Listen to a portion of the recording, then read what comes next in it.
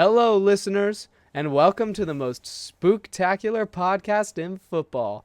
I'm Carson, and coming from atop the NFC West, you got the Supermen of the NFL. I'm a cardsaholic.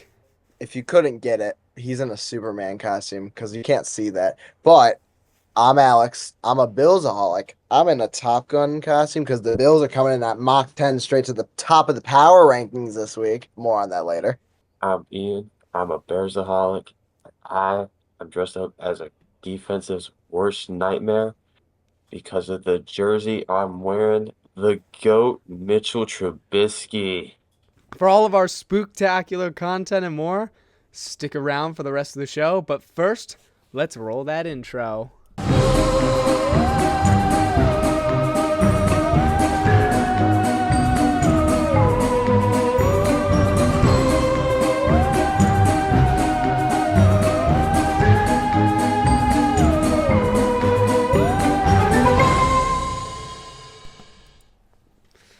Hello, listeners, and welcome to Footballers Anonymous.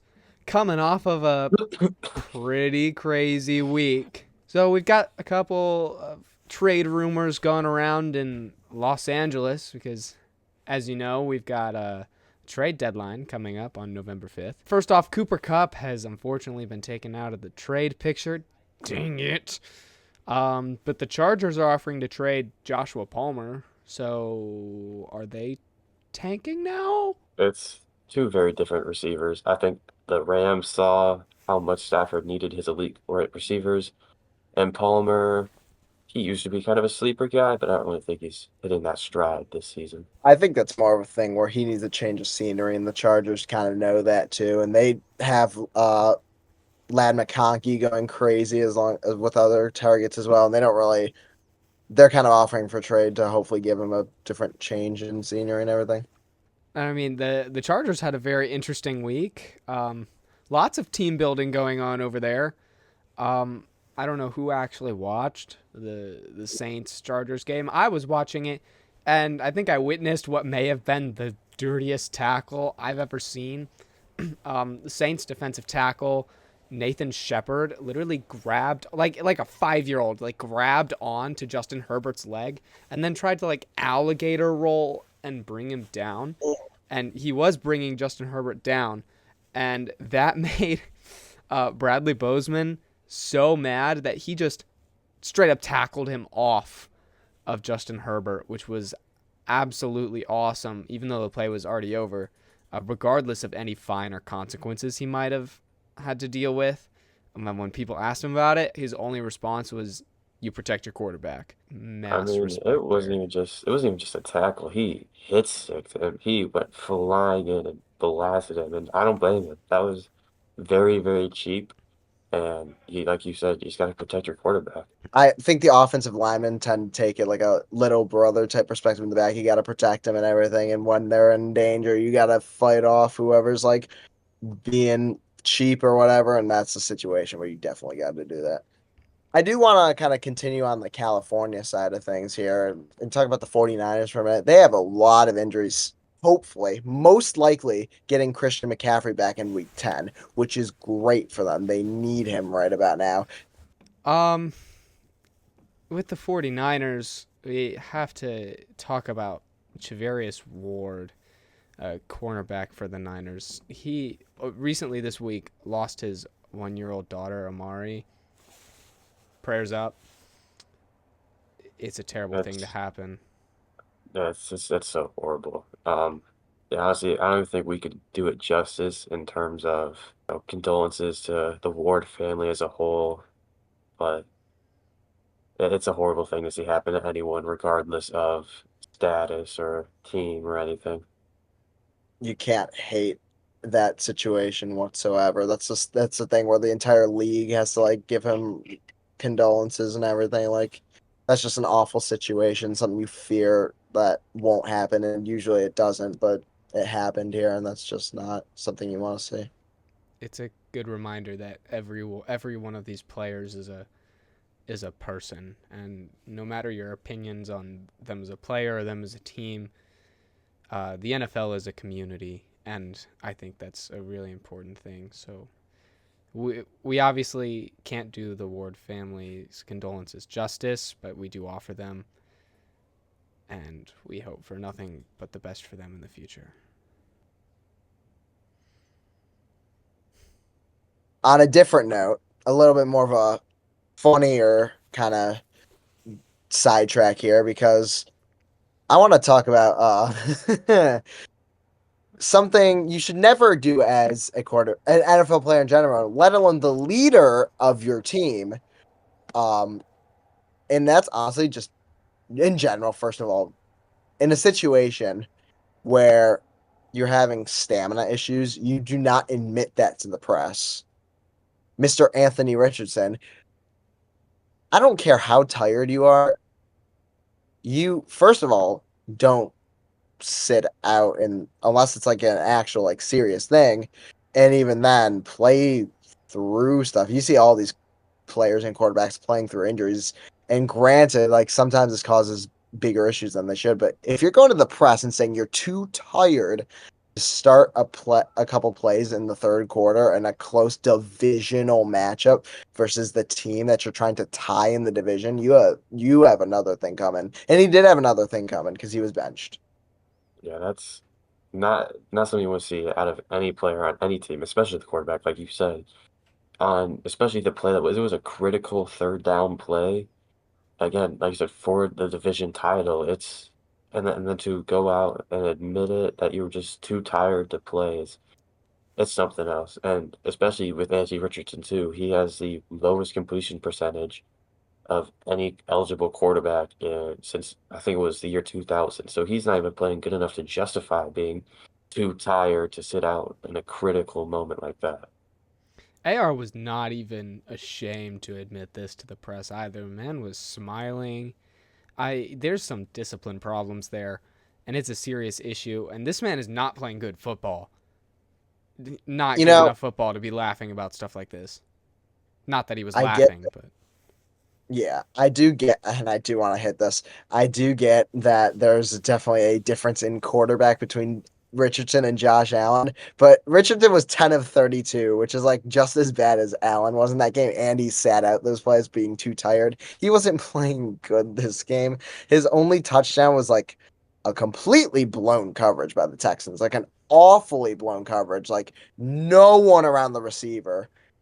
And then he also had a pretty bad pick. Like it was just not a good day for him.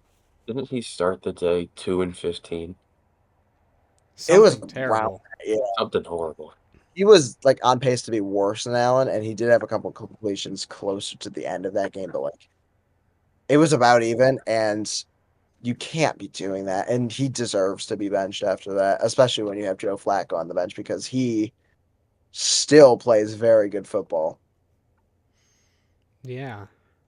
In our other funny news around the NFL, it was just announced this weekend that the Bengals versus Cowboys is going to be a Simpsons special streaming on Disney Plus and ESPN Plus because why not? Don't got much to say there, but yeah, just weird I guess, but maybe I'll watch You it. know, You know how people get slimed for the Nickelodeon like stuff? Obviously, when they win MVP and stuff, like how they get slimed and like on the Nickelodeon like broadcast. I wonder if they're gonna do something like that for The Simpsons. I don't know what you do, but Oh, it's gonna be interesting to see. I mean, maybe it like could Don't know a be much have to say for it. the SpongeBob Super Bowl was awesome. So, that was. I mean, who It's knows? a sweet, sweet And you, victory. you can't forget the SpongeBob Christmas game too with Denver. That's not what he Yeah. wanted to cook. Oh, and And they got don't forget the Toy Story game. That was the Falcons and Jags. it's true. Oh. We'll see. It'll be interesting to see. Hey, I mean, I why think not? It's entertaining. Could be fun. it's and obviously they have the normal broadcast too. That's not like they're getting rid of the normal broadcast for stuff. So it's a cool little thing to do. I appreciate it. Yeah. Okay. All right. Getting into our weekly segments, Alex, why don't you go ahead and kick us off? Of course. So normally, obviously, our comment of the week is just like a comment. This one's got a little bit of a storyline though to it, so I'm gonna kind of like do some narration here. It was a cold afternoon in Virginia Tech. In this week, a man sat in his room craving Fanta for the Thursday night football game. Per usual, he went to the fridge and found three of them. Now, granted, his first Fanta was playing Fortnite. He could not disturb. He had three more in the fridge. And this video made it to TikTok. And big TikTok user, not really, but big TikTok user, XFane, question mark, question mark, question mark, said, "This was not funny, man. I'm sorry." Now, here at Footballers Anonymous, we value credibility. So we had to be honorable and figure out what the problem was. So we said, "So sorry. How can we improve and better satisfy your comedic needs?" Slightly sarcastic, but we don't tell them that. He said, "Do a different soda." And the man himself, the original Fanta video creator, Kevin, the man, the GOAT, he told this man to be quiet, buddy. He shut him down. Shut him down. None of that. He was having none of it. All I gotta say, we love you here, Kevin. Bro really stepped up for us there. I Very much so. appreciate that. Thank you for constantly liking the videos and leaving little comments on them. It's much appreciated from all of us. We will Here at Footballers continue. Anonymous, we would like to give you a thank you. Thank you for all of the Fanta in our systems and the inspiration you are to us every day. It's also just nice to have like someone that's pretty big on TikTok kind of commenting on our videos. Even like it's just a fun little thing to see. It's so fun. It is. It's a little It's ego fun. boost. Exactly. Just a little It's like a bit. famous person. Exactly. Thank you, Alex, for that wonderful story. Here at Footballers Anonymous last week, we made you guys a promise. We wanted to know what you guys had to say to us. And so we put out some polls to ask you guys what you wanted us to talk about. And so we started our new segment. We asked you to ask us, and we answered.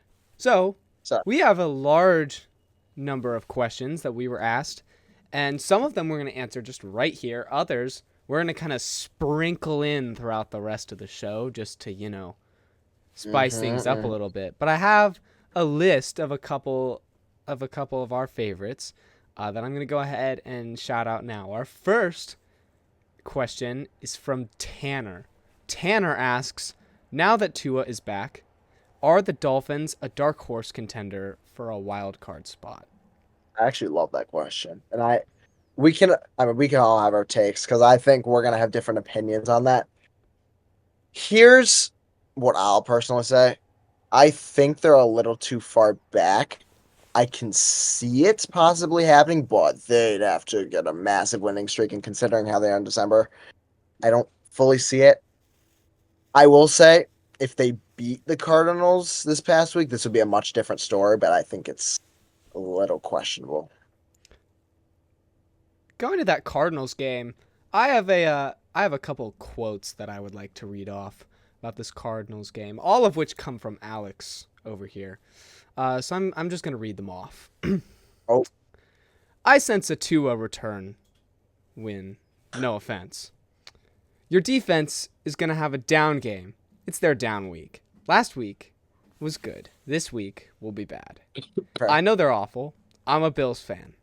But they're going to have a trap game this week and get humbled next week. Crying emoji. And that's just how it works. It's Miami. Still a warm season at home. Alex, you're very much wrong. Very, very much wrong. But to really answer the question, I just, with the way things started off, I don't see it. If they were playing strongly with Tua throughout the entire season, it's easily a possibility, but they have a lot of work to do to get up there. Well, Actually, I am looking at this now. They are only 2-5 because they had their bye. I thought they were 2-6.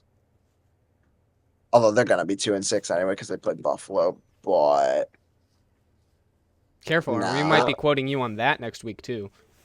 What I'll Okay. say is, did Tua look good in his return game? Sure. Did he look good in the season leading up to his injury? No. I just think he just had a lot of rest and he came back well rested. I don't think it's going to carry through, especially with their tougher defenses coming up.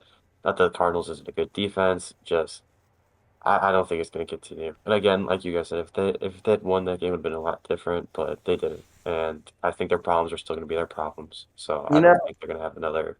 Don't think they have a run. All right, our next question comes from Historical Stuff on YouTube. Historical Stuff asks, is Morbius the most movie of all time?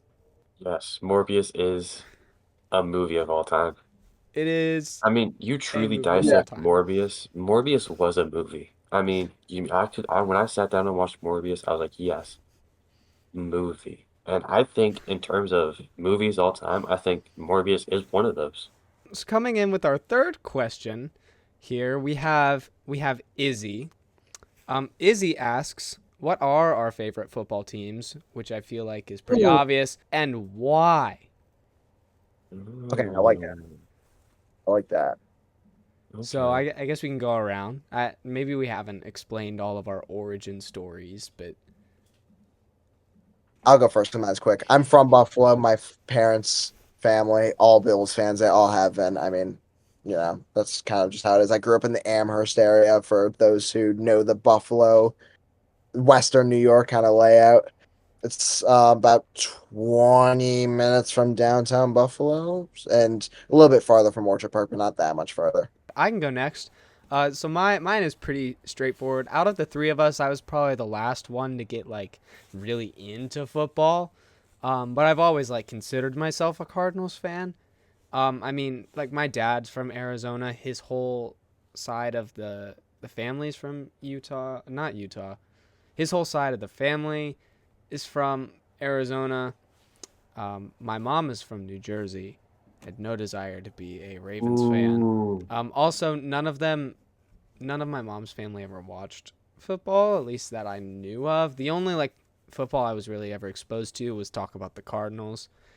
So I just kind of latched onto them, and I also just thought it was cool that like I didn't know any other Cardinals fans here, so I was like I was really different, and they were a fun team to watch when I was younger, even if I wasn't as into it. But I mean, they've had some good seasons. Your little Utah mistake is a reference to the Utah hockey team, the greatest name since the Washington football team. It's Utah Hockey Club. Yeah, I know. I You realized as I bozo. said that. My fault, chat. What about And you, Ian? for me, obviously, Bears fan. You can see the Chicago flags in the back. I spent a lot of my life growing up around the Chicagoland area. Spent some time in Chicago. Been all over the place, and been watching football my whole life. My dad was a Bears fan, so just kind of stuck from there. Do I regret it sometimes? No, not at all. Ride or die. That's pretty much it. Always, ride or die. And our last question that we will be answering now, again, we'll be answering more throughout the podcast, is from Ethan. And this question is Sigma with no context. So, Well, I mean, you look at the Yes. Sigma scene, you take a step back, you look at the Sigma scene, and you question yourself, is this one of those words? And I think, we've established a lot of those words in our generation. I mean, we saw the dab, that was a very prevalent word. We've seen on fleek, we've seen Riz, we've seen a lot of prevalent words in our lifetime. And I think Sigma is one of those ones that really flew up the ranks really fast. I think it continues to be a dominant player in the word scene, and I think in terms of stigma, I'd say it's pretty Sigma. I have a quote here just to kind of give a little visualization. It's from a wise man. A wise man once said, what the Sigma? so there you go. There are a couple of our favorite questions. If you want to hear yours answered, look out on all our social media. on Mondays, and we will allow you to submit questions to us to be answered. There will be more answered later in the podcast, so look out for that. But up next, we have Alex and I have kind of cooked up a little surprise segment here for spooky season with Ian. So Alex, I'm going to let you explain this one. All right. Ian does not know about this one because of recent events that have Oh God. occurred. Oh God, I know this So, already. what's happening? We've all had experiences of these little things called Hail Marys. We've all been on the bad side of them.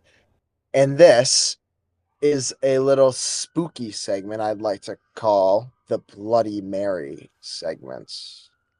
Because Oh we God. all been killed by Hail Marys. To start us off, it's the Jail Mary. I'm making it the Jail Mary. Last week, it was a great Hail Mary with the Commanders and the Bears. We'll talk about that in a little bit. I'll let Carson do the other two because he had some. He was actually the only one that had both ends of it. Yeah, so our second two Hail Marys, our first is from an old divisional game way back in 2015 against the Cardinals and the Packers. Aaron Rodgers casually got 55 air yards off, thrown into double coverage for Jeff Janis with no time left on the clock to bring the Packers into overtime against the Cardinals. And our final Hail Mary, we have my favorite Hail Mary, the Hail Murray. The Hail Murray happened in November of 2020, Week 9. The Bills were visiting the Cards in State Farm Stadium. Kyler Murray had the shortest throw of all of these, with 50 air yards thrown into triple coverage for DeAndre Hopkins, making the catch with 1 second left on the clock against the Bills.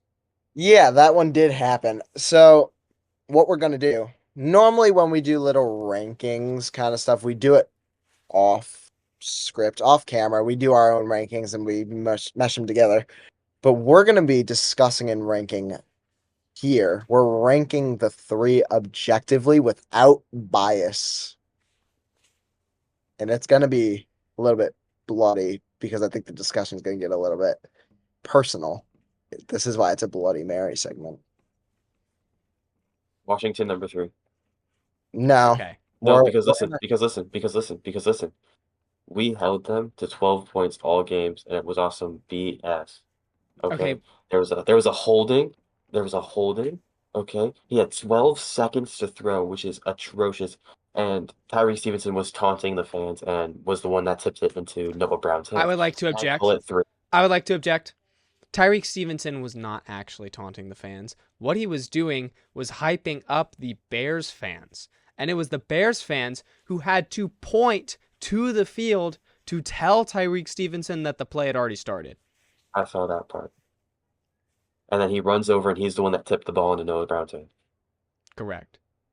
I do want to note real quick because you talked about holding him to 12 points. The Cardinals held the Packers to 13. So that's not really a merit, a statistical thing you can use as merit in that The Cardinals situation. won their game. That has to be one. Here's where I'm coming from. I'm trying to look at this game for these plays from a couple of different aspects. First off, the Jail Mary, as we're calling it, as far as distance, was the most impressive throw. That was This is a true. very powerful throw. It didn't even reach the end zone. It was 66 yards. It was very, also very, was it was from like his- the 1 yard. It was It was at basically, the one. like, even if it was caught in the pile, it could have been a touch. It was close. I'm pretty sure. Actually, I do want to like rewind this while y'all keep talking. I want to see where it actually landed. Yeah. So Daniels had to scramble back to his own 35. There were missed holding calls. That obviously does take the play down. We do have to note that the main reason that this play was so good was because the Bears shot themselves in the foot. Namely, Tyreek Stevenson shot the Bears in the foot. However, it was a very impressive play. When I look at the Aaron Rodgers play, that was a very impressive throw, very impressive catch, overall double coverage. It does take off points, though, because they didn't win the game, and that seems bad, but it's not that impressive if you still lose and do that. Aaron Rodgers Yeah. is really good at throwing Hail Marys and still losing, and Which is really that definitely takes credit off. So as far as number 1, and this is going to sound super biased, but I am going to put the Hail Murray 100%. That has to be no matter what. because triple coverage was impressive alone. Yeah. And while it was the shortest throw, it was still 50 air yards, which is very good. And it was the cleanest play. It was all entirely skill. Didn't Murray have people in his face too? Didn't he have to Yes, scramble out Murray- left with people on his back? Yeah. He did. He It wasn't didn't like have the his face Daniel on scramble, but it himself, was. but he definitely had to. Yeah, he did have to move. I think Daniel scrambled for the longest time. He had 12 and a half seconds. Murray was about 4 to 5 seconds off the top of my head because he took the snap and he didn't like go back and forth type thing. He just ran over to the one side, really. Like he did go backwards some, but like Yeah. he just had to chuck it, and obviously he got it. Obviously, the air yards thing is something to consider, but I think I'm going to agree and say the Hail Murray is 1. I think it's just the best play. I don't think there's an argument in there. I do want to note, the Daniels one was definitely was the longest, and also it landed. If it hit the ground, it would have landed either. It was like in between the 2 and the 1. It was not that far from the end zone. I think that's not really something you can argue. I think it's 2 because they also won their game. And the other thing I want to say, the defenses were relatively similar in terms of how much there was. Packers lost their game, which, yes, Aaron Rodgers does love losing games with Hail Marys because he lost to us as well. And then, honestly, the Larry Fitzgerald play was like, it didn't top it, but like it was another really good play. And it's like, you can't be highly ranked when you have other plays that come close in the same game. I will say though, the fact that it's a playoff matchup has to add some merit to it. This is It's true. a This is playoff true. game. This was week 8 of an NFL season. It was an incredible I can game. see this play being 2 if you guys want to put it 2, but I do. It's 2. But the point is, I hate you guys for bringing it up. The reason You knew we had to at least once. I think I was going to do it. I already wanted to die because of it. the playoff game I think is important, but you got to remember this is a Footballers Anonymous game of the week. Yeah, it was almost a bust, but at least there was that one play. It was still a bust. Okay, but the Jail Murray It was awesome. still a bust. I'm not gonna lie. It was a terrible game between the Bears and the Commanders, which we'll talk about later. But they got to watch the Jail Mary because of us. Trust. True. So I guess that means the Hail Murray wins the Bloody Mary award. Does that mean it's the Bloody Murray now? Yes. What do you think? What happens if I say Bloody Murray in the mirror 3 times? It's gonna be a ghost of Kyler. It's gonna be like the shortest ghost you've ever seen. No. Oh, It'll be a Call of Duty zombie. It's a Call of Duty zombie. All right. Speaking of Kyler Murray and Call of Duty, he totally called out Sleeper this week, which was awesome. For the Call of Duty stats that they dropped about how Kyler Murray's performance gets worse because he had one of his best games of the season immediately after the game. He called them the Temu of fantasy leagues, which is just awesome. And honestly, I think it's true, but we have a 100%. Sleeper lover here, so I can't say too much on that. Sleeper's by far the best fantasy app. I don't care what anyone says. Hey, if you like Temu, then go right ahead. That was a very, very spooky segment there. It was a great. As many of you know, I won't even get into it much this week. We obviously want a mascot to appear here on our podcast because we love the mascots and we've been emailing them every week. We've been DMing them. We've been doing everything we can. but we still haven't gotten one. And we need you, the fans, we need your help, and we need that in 2 ways. One, if you aren't subscribed to our YouTube, if you're not following us on Instagram at Footballers Anonymous, Footballers_Anonymous.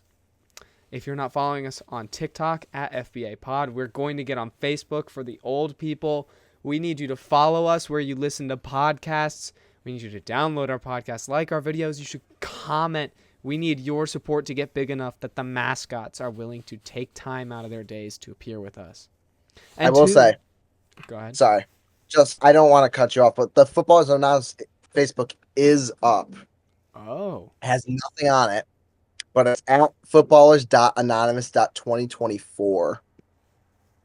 All right, so you should go follow that. And you know what, speaking of our socials, we should actually shout out the listeners, because this week we had more traction on our channel, especially on YouTube, than we have ever before. Our channel reached 6,000 views. I was going to make an announcement on here about that, but since then it's gone up to like 9,000, which is absolutely crazy. Thank you so much for all the support.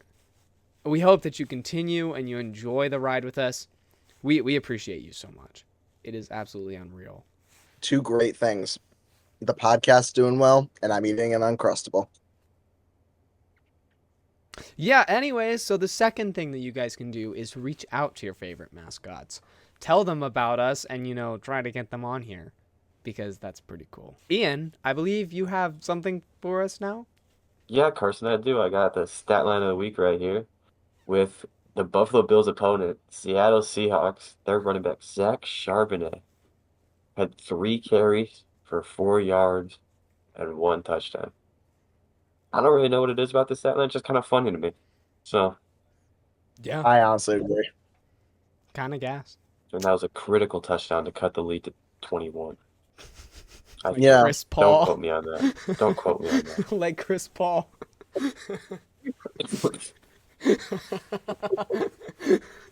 Oh, no.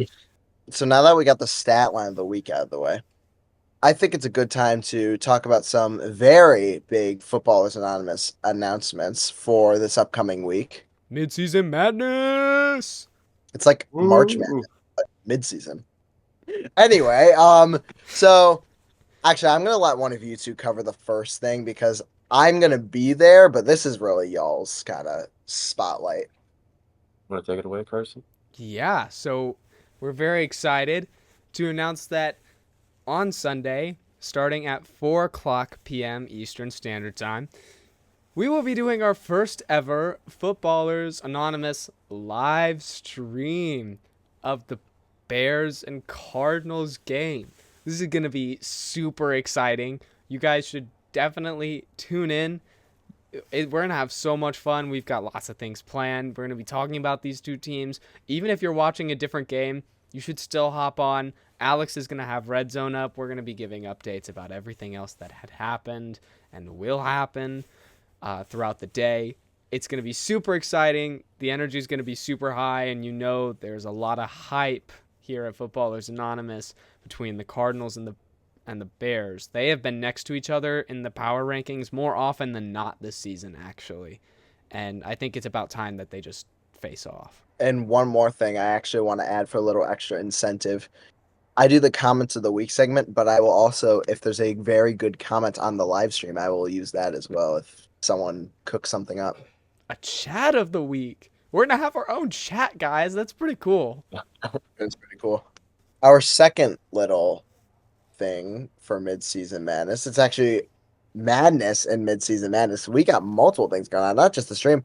I'm also going to be personally kind of hosting our Footballers Anonymous mid-season pick'ems. We're going to go through the entire rest of the season and playoffs in a little special podcast episode and giving you picks for every single game after this week. We'll probably be recording it before our podcast next week, so we'll probably have all the information on that. But basically how it's going to work, we're pretty much just going to go through every game and 2 out of 3 pick a team, and that's the winner. I mean, that's just kind of what's going to happen. We also are not just going to pick the favorites for every game. I can tell you that. We have some very upset. Like we all go for upsets quite a lot, and it makes them very interesting. So you will not want to miss that. Just stay tuned.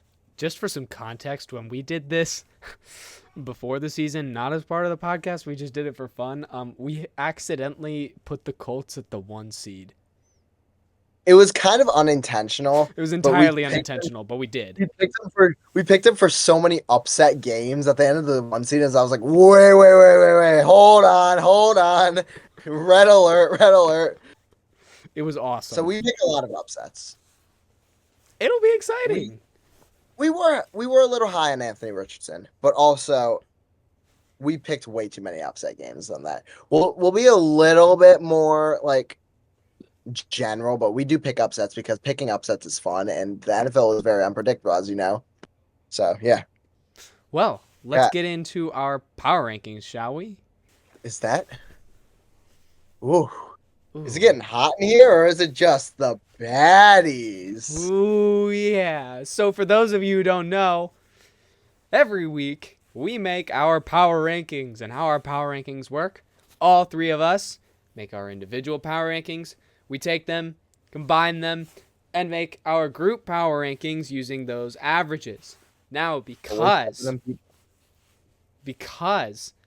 that we have all these different opinions and they get averaged together, occasionally teams come out with ties.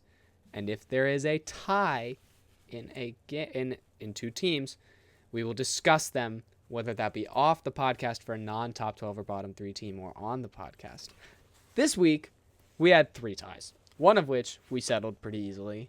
Another one in the top 12, but there is one other tie that just happened completely by mistake that we decided to leave at a tie. And that'd be number 14 and number 15. We have a tie between the Arizona Cardinals and the Chicago Bears. That will be decided on Sunday during the live stream with the outcome of the game. So, if you want to find out the complete power rankings, you can head there. Pretty exciting stuff. It is. Yeah, so like we said, we got that tie between the two. I'm just gonna take a second to talk about the Bears. Jail Murray. It's disgusting. This team is disgusting. Alex, you said Jail Murray. Jail Murray. Team is disgusting. This, especially our O-line, as has been the problem. I thought the Jags and the Panthers were giving them an ego boost. I was wrong. Shane Waldron, you continue to suck with your play calling. And honestly, Eberflus, you're kind of selling this team as well. I don't get how you can face a team like the Commanders coming off a bye and have a horrible game plan lined up, and probably no game plan at all, to be honest. It was just, there's nothing I can say that hasn't been said before. O-line sucks. Shane Waldron, you suck. Eberflus, you suck too. Your daughters are just hot. Defense, you looked amazing though, as per has been the case.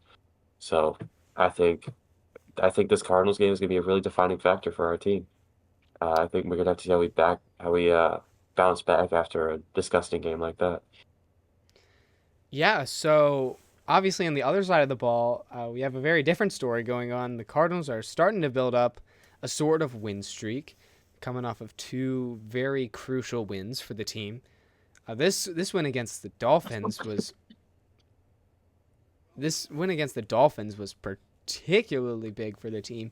Finally, really getting Marvin Harrison involved, and I think a big part of that was because for whatever reason, the Dolphins defense just decided to bottle up James Conner, which kind of forced Drew Petzing to start calling more passing plays.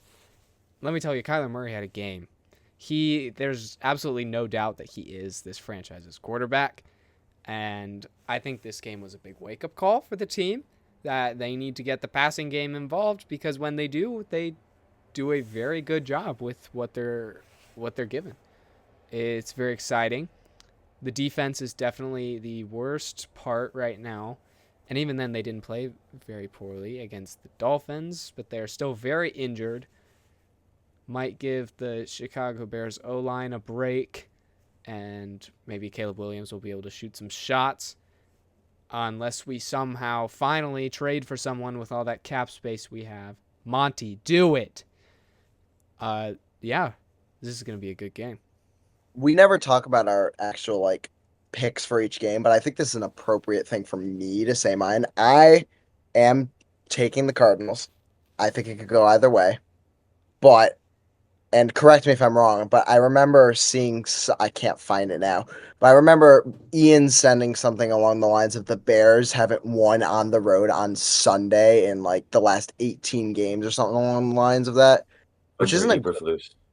under Eberflus, yes. Under Eberflus. Oh, so is it just under his tenure they have not won on the road on Sunday? Correct. He has yet to win a road game on Sunday. So yeah, I am taking Arizona, but I can see it going either way. And I'll be there on the stream as well. But You're going to want to be there. yeah. Whether you're watching the game or not, you will want to be there. It's going to be exciting. You know, I know us talking about the stream is hot, but I think it's getting really hot in here, man. Oof. Whew. We need to pipe. I know why it's not piping. I know why it's so piping hot in here. There's some baddies in the room. Oh. You're not kidding. We do have some baddies. We got our bottom 3 teams. And some new faces in the baddies. They're getting a little crazy here. Starting off with our first baddie, number 30. This is a fun one. We got the New York Jets. What are they doing? Genuinely, what are they doing? Man. They have such a good paper team, and they're still number 30. Yeah, the New York Packers have not been playing well. It's almost like the exact opposite of the Green Bay Packers, but more on them later. The Jets, man. The Jets are going to be the Jets. Zach Wilson has more wins than any New York quarterback, and he has technically 4, but he has 5 since 2023. He has 5 I wins. believe it was wins in New York. You're right. It was in New York. Sorry. Yes. Wins in New York since 2023. Zach Wilson has 5. Technically 4, but because it gave the credit to Rodgers for the Bills game, but he played 4 snaps. So he has 5. Rodgers technically has 3, but he has 2. Granted, a little less time in terms of games, but like, what are they doing? And Adams really went from a 2-6 team to a 2-6 team with his buddy. And he and Aaron aren't being too kind to these receivers.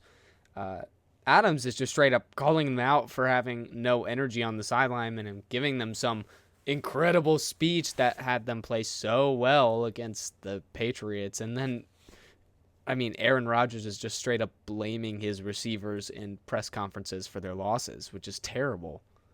Coming in at 31, we have the Carolina Panthers, who continue to make moves that genuinely hurt to look at. What was that trade today? What was that trade? For those who haven't seen it, the Panthers traded one of their star receivers, Deontay Johnson, to the Ravens for a 5th round pick. They also sent a 6th round pick over to the Ravens. They gave, for context, they basically just gave away their star receiver to move up maybe 10 places in the final rounds of the draft. This is when people are just like throwing darts at a board and saying, I want you. The Ravens didn't even lose anything to get this man. The rich just got richer. Yep.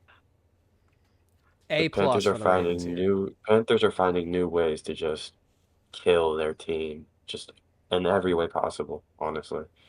And Johnson too, he's a good receiver. He had some really good years in Pittsburgh, and he hasn't been the most productive in Carolina, but you can't really blame him when you look at the QB situation. I think he'll blossom in Baltimore. The only thing that the Panthers have done well is building one of the best O-lines in the NFL, which is just sad that you have that and none of your quarterbacks are still able to produce, I think that is just a... Coming in at number 32, we have our new Ultra Baddie for this week. We got a new face in the Ultra Baddies. The Tennessee Titans, with Will Levis still injured. Supposedly coming back soon, though. That's the reason they are where they are, because they're not starting Will Levis. This is true. And I mean, what are we going going to do? do? Will Levis, too. Will Levis, meme of the week this week. It's just the score of the game. It's just 51-14. That's a meme in and of itself. 52-14, yes. That's absolutely crazy. You're bums. Titans, you are bums. Get Will Levis back. We want the memes, and you need him, unfortunately, which is really sad. But if you're going to be the Will Ultra Levis. Baddie, at least be funny about it and start Will Levis. Exactly. Okay, so there are our baddies for this week. Now we're going to jump right into our top 12, slightly abbreviated this week because of our Halloween segments. At number 12, we have the Philadelphia Eagles. Nice surprise game against the Bengals. They really pulled away at the end there. Yeah, and honestly, I don't really have too much to say about the Eagles. They continued the tush push was pretty effective this week. But outside of the tush push too, Jalen Hurts had a nice little rushing touchdown, a nice couple of passing touchdowns as well. It was a pretty good showing from the Eagles this week. At number 11, we have the Tampa Bay Buccaneers. Do they belong in the top 12? Maybe. They're still performing, even though they're injured. The silver lining is that they put up a very good, solid amount of points versus a pretty decent Falcons defense. Not a top 10 unit, but a pretty decent one without either of the starting receivers. Evans will come back. Godwin will not, but Evans coming back is and then in a couple weeks here will be good for them. But, they still lost. Although they were wearing their creamsicle, which I don't like. I don't care what you have to say about it. Those uniforms are absolutely fire. Even if they're orange and a terrible color, they shouldn't be fire. They're fire. I love them. The logo is fire. I love the logo. At number 10, we have the Houston Texans, who are now without Stephon Diggs for the rest of the season. Womp womp. I know Alex is really sad. He's such a good human being. He doesn't deserve this. At number 9, we have the Green Bay Packers. Very sad that they dropped. Oh no. Jordan Love got hurt. Groin injury. Packers fans are offering him their groins. Yeah, they nearly lost to the Jaguars. That's one of the reasons why they dropped so much. So, at number 8, we have the Atlanta Falcons. They did have a good offensive game, actually. I'm not going to say a ton, but obviously outscored Tampa, put up 31 on the board, and it was a good game all around. Kirk had 4 touchdowns, so he ended up with 9 or 10 touchdowns versus the Bucs. 8. He ended with, in the 2 games he played against the Bucs, I believe he had around 850 yards and 8 total touchdowns. Coming in at number 7, we have the Washington Commanders. Now, I know what a lot of people are going to say. What? Did you not watch the amazing Hail Mary? Why did you lower the Commanders? Well, this is not a good game. Not a good game. Commanders did not have a good showing that was expected of them. And on top of that, if they won in a last-minute Hail Mary play, so couldn't do much. I caught the Commanders chips. No way. The Tostitos. Crazy. We do have a question about the Commanders that I'd like to address. Sean asks, is Jaden Daniels better than Williams? And the short answer is, I would say no. I think the Bears made the right choice in drafting Caleb Williams. I think drafting Jaden Daniels over Caleb Williams is the wrong call. Yeah, I think that's a time will tell type deal. Obviously, Jaden Daniels, yes, he's playing better right now for sure. Like, What I will say about Williams for Daniels is we've seen what Williams can do with a clean pocket. He hasn't had that almost at all. Again, Shane Waldron sucks. The coaching in Washington is so much better than the coaching in Chicago. Again, like you said, Daniels so far statistically is playing better, but I think the gap between the two is a lot closer than most people make it out to be. And it's also very obvious to me when talking to certain people who doesn't watch the Bears games and who does. Coming in, we have a tie at numbers 5 and 6 between the Buffalo Bills and the Baltimore Ravens. They're both really good teams. They're both really good teams. But I do think, especially with the Deontay Johnson trade, Derrick Henry going absolutely insane. I think the Ravens are the better team as of now.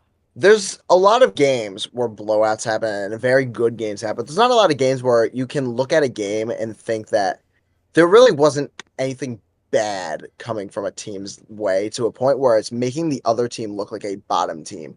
We made Seattle look awful and we made them visibly frustrated to where they were having fights on the sideline. Like we had a near perfect game. Got some merit into it. Josh Allen interception was pretty bad though. That was a bad Well, interception. That okay, shouldn't have happened. I'll say on that, yes, but I'm glad it happened in a game where it didn't really matter. And he was Yes. gonna have one at some point, but he still only has one on the year. Yeah, Yeah. obviously I'm gonna pick the Ravens here. It's just the way the cards fell. Like you can't not pick the Ravens over the Bills here unless you're a Bills fan. Which does bring us to another question, actually. This one is from our biggest fan, Charlie. He asks, why is football pain and nothing real? To which He's I gonna say, understand. we all hear you. Ian, especially right now. He's gonna Ian, understand. he does offer you condolences and okay, so we have at 6 the Bills, at 5 the Ravens, pending this Broncos game. At number 4, we have the Pittsburgh Steelers, and I'm just gonna throw out there our last question of the day. Noah asks, Justin Fields or Russell Wilson starting? Okay, Russell Wilson, but not because statistically he's been playing amazing. I can't take that away from Russ. He's been playing so much better than I think everyone expected. Now, do I think that Fields deserves to be a backup? No. I think there are many teams that would gladly take Fields as their starter.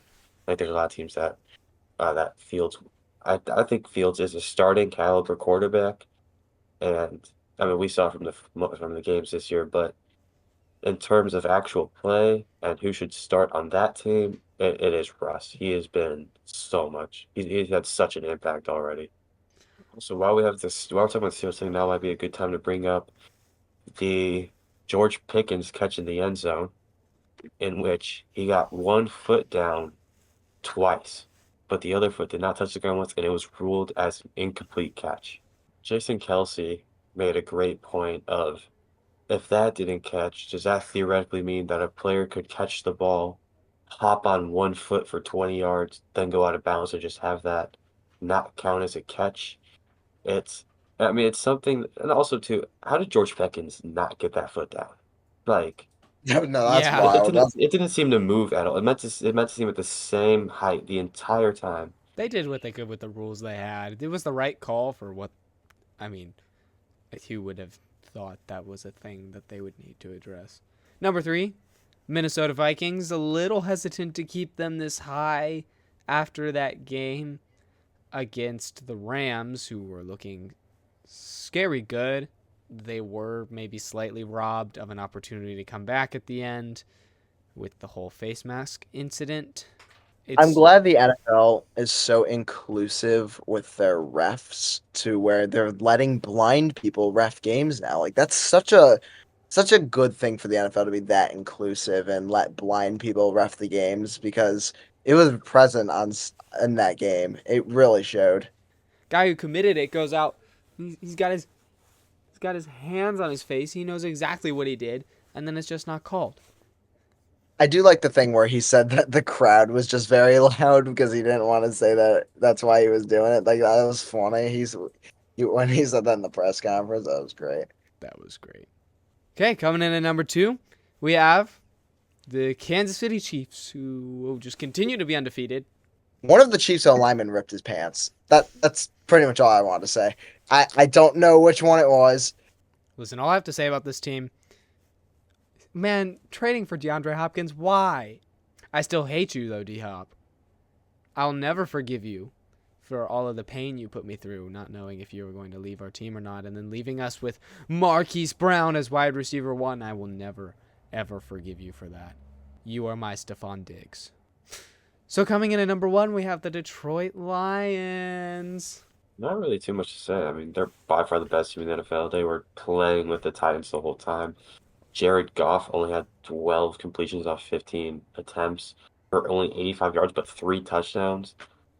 Gibbs was going crazy. Montgomery was going crazy. And their special teams, especially in their defense, just absolutely insane. It was just, I would say it was a perfect game from them. So we do have a funny little story here. Obviously, we talked about Jameson Williams being suspended last week, but we did just get some new information about him. It was revealed that 2 weeks before the suspension, so 3 weeks ago, he was pulled over by the cops, and they found multiple guns inside of his car. He wasn't arrested, though, and his reasoning for having the guns was that he lives in Detroit. Valid reasoning. Very valid reasoning. It's a very good reason. No one can judge him for that. Those are our top 12. We're going to briefly go through all 32 of our power rankings, just so you know. Also, this is your reminder that these are our power rankings, which automatically makes them better than Pete Prisco's. Yes, thank Although, you. he had his best ones yet this week. All right, so at number 32, we have our ultra baddie, the Titans. Number 31, the Panthers. Number 30, the Jets. 29, the Raiders.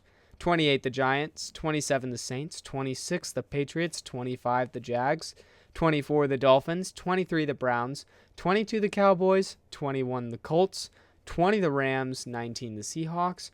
18, the Chargers. 17, the 49ers. 16, the Bengals. 15 and 14, a tie to be decided on Sunday between the Cardinals and the Bears. 13, the Broncos. 12, the Eagles. 11, the Bucks. 10, the Texans. 9, the Packers. 8, the Falcons. 7, the Commanders. 6, the Bills. 5, the Ravens. 4, the Steelers. 3, the Vikings. 2, the Chiefs. And 1, the Lions. Every week, we as a collective pick 3 games that we think are going to be very good for you guys to watch. Coming in with our first one, we have the Rams visiting the Seahawks. The Rams are healthy now, and they're a scary team when they're healthy, and the Seahawks are not looking so hot right now. Our second matchup is Broncos versus Ravens. If I'm wrong, then they're going to call me out on it, especially because I'm taking the Broncos as well to win it. And then our final game of the week is obviously the one that me and Carson are very heavily into. We're going to be streaming it this Sunday. The Bears are going into Arizona to take on the Cardinals. The Bears lead the all-time matchup. Last year when we played, the Bears won, but both teams are pretty different. Both teams are playing different. Both teams have a lot of different aspects to look at. So it's gonna be a very good game. And if it's not, it's gonna be a very entertaining stream. So be sure to check that out on Sunday. There's a lot of history between those teams, being the 2 oldest in the NFL, both of them from Chicago. Oldest rivalry in the NFL, and Footballers Anonymous streaming it is just going to make it that much better. Those are our games of the week. And with that, we are all finished with our spooktacular Halloween episode. We hope to see you all on Sunday. We'll be sending out tons of reminders. If you're not following us on Instagram, TikTok, YouTube, anywhere you listen to podcasts, you definitely should be commenting. Ask us questions. You could be featured in the next episode. We're so excited for the growth that we're seeing, and all of that is because of you guys. Thank you so much. We'll see you guys on Sunday. And happy Halloween.